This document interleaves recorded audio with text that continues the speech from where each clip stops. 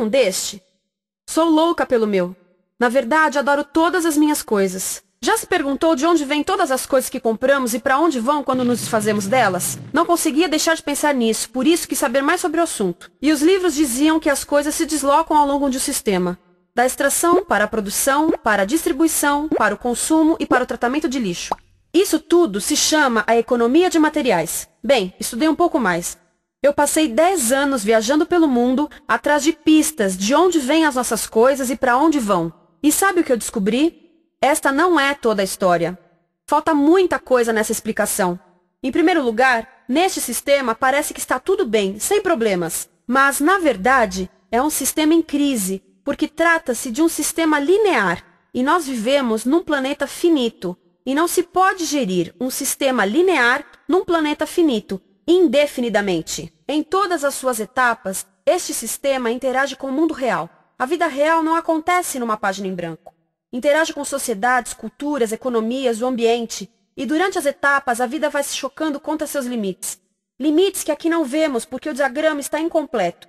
Então voltemos atrás para preencher alguns espaços e ver o que falta. Uma das coisas mais importantes em falta são as pessoas. Sim, pessoas. As pessoas vivem e trabalham em todas as etapas desse sistema, onde algumas são um pouco mais importantes que outras, algumas têm maior poder de decisão. Quem são elas? Comecemos pelo governo. Meus amigos dizem que eu devia usar um tanque para simbolizar o governo, e isso é uma realidade em muitos países, e cada vez mais também no nosso. Afinal, mais de 50% dos nossos impostos vão para os militares. Mas vou usar uma pessoa para simbolizar o governo, porque acredito nos valores e na visão de que o governo deve ser das pessoas, pelas pessoas, para as pessoas. A função do governo é olhar por nós, cuidar de nós. Esse é o seu trabalho. Depois vem as corporações. O que leva as corporações a parecerem maiores que o governo é porque elas são maiores que o governo. Atualmente, entre as 100 maiores economias da Terra, 51 são corporações.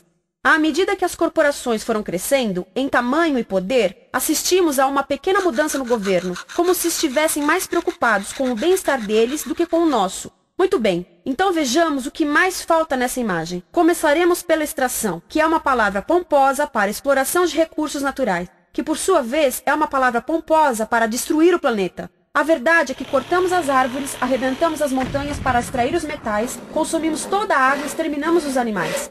Aqui enfrentamos o nosso primeiro limite. Estamos ficando sem recursos naturais. Estamos utilizando demasiados materiais. Sei que isto pode ser difícil de ouvir, mas é a verdade. Por isso temos que lidar com isso. Durante apenas as 3 últimas décadas, foram consumidos 33% dos recursos naturais do planeta. Desapareceram. Cortamos, minamos, perfuramos e destruímos o planeta tão depressa que estamos debilitando a capacidade do planeta para sustentar o nosso modo de vida. Onde eu vivo, nos Estados Unidos, resta-nos menos de 4% da nossa floresta original. 40% dos cursos de água estão impróprios para o consumo. E o nosso problema não é apenas estarmos utilizando demasiados recursos, mas o fato de estarmos utilizando mais do que a nossa parte. Temos 5% da população mundial, mas usamos 30% dos recursos mundiais. Se todos consumissem ao ritmo dos Estados Unidos, precisaríamos de 3 a 5 planetas. E sabem uma coisa? Só temos um. Então, a resposta do meu país a essa limitação é simplesmente ir tomar dos outros. Este é o terceiro mundo, que alguém dirá tratar-se apenas de uma expressão para designar o local para onde foram as nossas matérias-primas. E o que é que acontece? A mesma coisa, destruição do local. 75% das zonas de pesca do planeta estão sendo exploradas ao máximo ou além da sua capacidade. Desapareceram 80% das florestas originais do planeta. Só na Amazônia perdemos 2.000 árvores por minuto, o equivalente a um campo de futebol por minuto. Então, e as pessoas que vivem aqui? Bem, de acordo com esses sujeitos, eles não são donos desses recursos, mesmo que vivam lá há gerações. Não são donos dos meios de produção, nem compram muitas coisas. Nesse sistema, quem não possui nem compra muitas coisas não tem valor.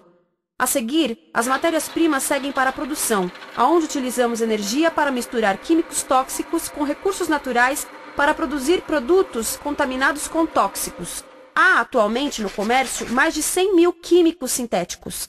Apenas um punhado foi testado para avaliar o seu impacto na saúde, e nenhum foi testado em relação aos impactos sinérgicos na saúde, ou seja, a interação com todos os outros químicos aos quais estamos expostos diariamente. Por isso, desconhecemos o impacto total deles na saúde e no ambiente. Mas sabemos uma coisa: os tóxicos entram e saem. Enquanto continuarmos a introduzi-los nos nossos sistemas de produção industrial, continuaremos a inserir esses tóxicos nos produtos que levamos para nossas casas, trabalho e escolas, e claro, para nossos corpos. Como os BFRs, ou retardantes de incêndio à base de brometo, que tornam as coisas mais resistentes ao fogo, mas são super tóxicos.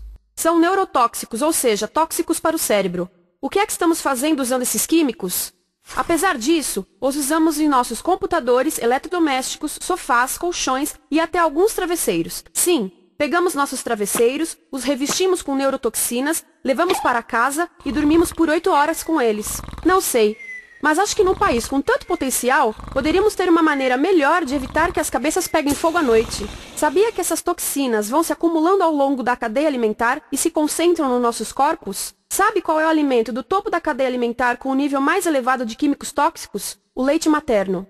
Isto significa que os menores membros das nossas sociedades, os nossos bebês, recebem as maiores doses de químicos tóxicos das suas vidas a partir do leite das suas mães.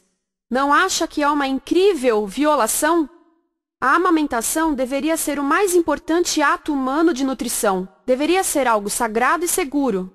A amamentação continua a ser o melhor e as mães devem amamentar, mas nós deveríamos proteger esse ato. Eles deviam protegê-lo. Eu pensava que zelavam pelos nossos interesses. As pessoas que mais sofrem com esses produtos químicos são os trabalhadores das fábricas. Muitos são mulheres em idade reprodutiva que trabalham com toxinas que afetam a gestação, carcinogênicos e muito mais. Agora eu pergunto: que tipo de mulher em idade reprodutiva trabalharia num emprego deste, exposta a estas toxinas, a não ser uma mulher sem outra alternativa? Essa é uma das maravilhas desse sistema. A erosão dos ecossistemas e economias locais aqui garante um fluxo constante de pessoas sem alternativas. No mundo, há 200 mil pessoas por dia se deslocando de ambientes que as sustentaram ao longo de gerações para cidades, onde muitas vivem em bairros de lata, à procura de emprego, por mais tóxico que seja. Não só os recursos são desperdiçados ao longo desse sistema, mas também pessoas, comunidades inteiras são desfeitas. Sim, as toxinas entram e saem. Muitas delas saem das fábricas em produtos, e muitas mais saem como subprodutos, ou poluição, e estamos falando de muita poluição. Nos Estados Unidos, as indústrias admitem liberar mais de 1.800.000 quilos de químicos tóxicos por ano. Deve ser muito mais, porque isso é o que eles admitem. Trata-se de outro limite, porque quem quer ver e respirar 1.800.000 quilos de químicos tóxicos por ano? Então o que eles fazem? Mudam as fábricas poluidoras para o estrangeiro, para poluir outros países. Mas, surpresa, grande parte dessa poluição volta para nós trazida pelo vento. E o que acontece depois de todos os recursos naturais serem transformados em produtos? Passam por aqui, para a distribuição, o que significa vender todo o lixo contaminado com toxinas o mais rápido possível. Aqui, o objetivo é manter os preços baixos, com as pessoas comprando os produtos em constante movimento. Como eles mantêm os preços baixos? Pagam salários baixos aos trabalhadores das lojas e restringem o acesso aos seguros de saúde sempre que podem. Tudo se resume em exteriorizar os custos. O verdadeiro custo da produção não se reflete no preço. Em outras palavras, não pagamos aquilo que compramos. Outro dia estive pensando nisto. Ia a caminho do trabalho e queria ouvir as notícias. Por isso entrei numa loja para comprar um rádio. Encontrei um pequeno rádio verde engraçado que custava $4,99. Na fila do caixa pensei, como $4,99 podem refletir o custo da produção e transporte desse rádio até ele chegar nas minhas mãos? O metal deve ter sido extraído na África do Sul. O petróleo provavelmente do Iraque. O plástico produzido na China e talvez montado por uma criança de 15 anos numa fábrica do México. $4,99 não paga nem o aluguel do espaço ocupado na prateleira, nem parte do salário do empregado que me atendeu, ou as viagens de navio e caminhão que o rádio fez. Foi assim que eu percebi que eu não paguei o valor do rádio. Então, quem pagou? Estas pessoas pagaram com a perda do espaço dos seus recursos naturais.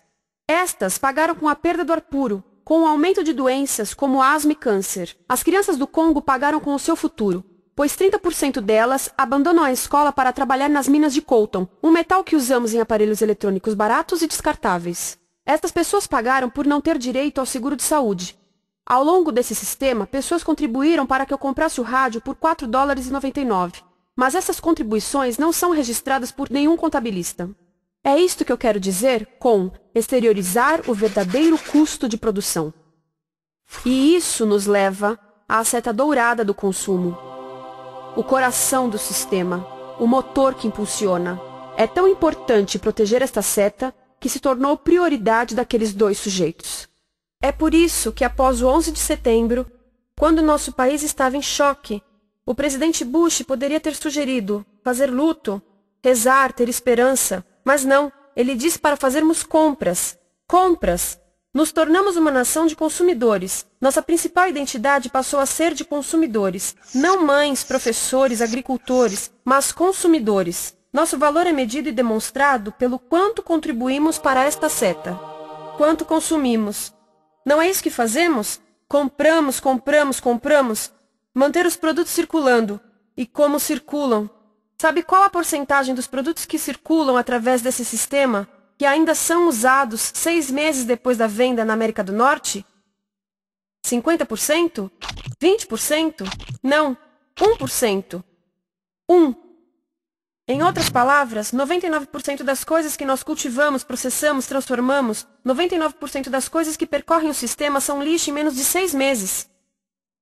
Como é que podemos gerir um planeta com esse nível de rendimento? Mas não foi sempre assim. Hoje, o consumidor médio americano consome o dobro que há 50 anos. Pergunte à sua avó. No tempo dela, a boa gestão, a engenhosidade e a poupança eram valorizados. Então, como é que isso aconteceu? Bem, não aconteceu simplesmente. Foi planejado. Pouco depois da Segunda Guerra Mundial, estes sujeitos estudavam a forma de impulsionar a economia. O analista de vendas Victor Lebow articulou a solução que se tornaria a norma de todo o sistema. Ele disse: a nossa enorme economia produtiva exige que façamos do consumo a nossa forma de vida, que tornemos a compra e uso de bens em rituais, que procuremos a nossa satisfação espiritual, a satisfação do nosso ego no consumo. Precisamos que as coisas sejam consumidas, destruídas, substituídas e descartadas a um ritmo cada vez maior. O conselheiro econômico do presidente Eisenhower disse: o principal objetivo da economia americana é produzir mais bens de consumo. Mais bens de consumo? O nosso principal objetivo? Não é providenciar cuidados médicos, ou educação, ou transportes seguros, ou sustentabilidade, ou justiça? Bens de consumo? Como é que eles nos fizeram adotar esse sistema de forma tão entusiástica? Bem, 2 das suas estratégias mais bem-sucedidas são a obsolescência planejada e a obsolescência perceptiva. A obsolescência planejada é uma outra forma de dizer criado para ir para o lixo. Eles fazem as coisas de modo que sejam inúteis tão rápido quanto possível para jogarmos fora e voltarmos a comprar. Isso é óbvio em sacolas ou copos de plástico, mas verifica-se isso em coisas maiores como esfregões, DVDs, máquinas fotográficas, churrasqueiras, quase tudo, até computadores. Já reparou que quando compra um computador, a tecnologia muda tão rápido que em poucos anos se torna quase um impedimento para a comunicação? Fiquei curiosa e abri um desses computadores para ver o que tinha dentro, e descobri que a peça que se muda a cada ano é apenas uma pecinha no canto. Mas não se pode mudar apenas essa peça, porque cada nova versão tem um formato diferente. Tem que jogar tudo fora e comprar um novo. Estive lendo sobre o design industrial da década de 50, quando a obsolescência planejada começou a aparecer. Esses designers eram muito claros sobre o assunto. Chegavam a debater quão rápido conseguiam que um aparelho avariasse, mas de modo que o consumidor mantivesse fé suficiente para ir comprar outro. Foi tão intencional, mas as coisas não avariam suficientemente rápido para manter essa seta funcionando. Por isso existe também a obsolescência perceptiva. A obsolescência perceptiva nos convence a jogar fora coisas que ainda são perfeitamente úteis. Como fazem isso? Mudam a aparência das coisas. Por isso, se comprou suas coisas há alguns anos, todos percebem que você não tem contribuído para essa seta. E como o nosso valor depende da nossa contribuição para essa seta, isso pode ser embaraçoso. Por exemplo, se eu tiver o mesmo monitor de computador gordo e branco na minha mesa por 5 anos e a minha colega tiver comprado um computador novo, ela vai ter um monitor plano brilhante que combina com o computador, com o celular e até com as canetas. Ela parece estar operando uma nave espacial e eu pareço que tenho uma máquina de lavar na mesa. A moda é outro bom exemplo. Já se perguntou por que os saltos dos sapatos das mulheres passam de largos para finos num ano e no próximo de finos para largos? Não é por haver um debate sobre qual deles é mais saudável. É porque usar saltos largos num ano de saltos finos mostra que você não contribuiu recentemente para a seta. Por isso não vale tanto quanto a pessoa com saltos finos ao seu lado, ou em um anúncio. É para comprarmos sapatos novos. A publicidade e a mídia em geral têm um papel importante nisto. Cada um de nós nos Estados Unidos é bombardeado com mais de 3.000 anúncios por dia. Vemos mais publicidade num ano do que as pessoas há 50 anos viam em toda a vida. Qual é o objetivo de um anúncio, se não nos fazer infelizes com o que temos?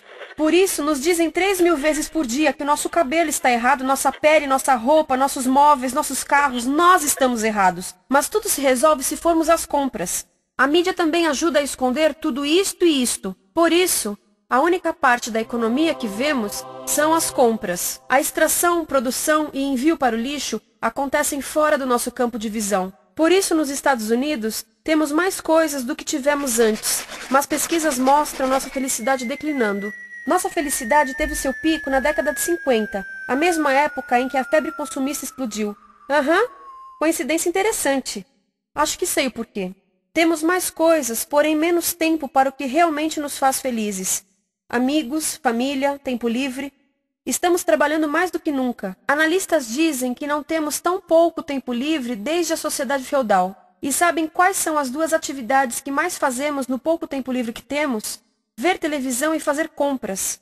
Nós, americanos, passamos 3 a 4 vezes mais tempo comprando do que os europeus. Assim, nessa situação ridícula, vamos trabalhar talvez em 2 empregos, e quando chegamos em casa exaustos e sentamos no sofá novo para ver televisão, os anúncios dizem que não prestamos, então vamos às compras para nos sentirmos melhor. Depois trabalhamos mais para pagar o que compramos e chegamos em casa mais cansados, vemos mais televisão que nos diz para fazermos compras outra vez. E estamos nesse ciclo de trabalhar, ver, comprar.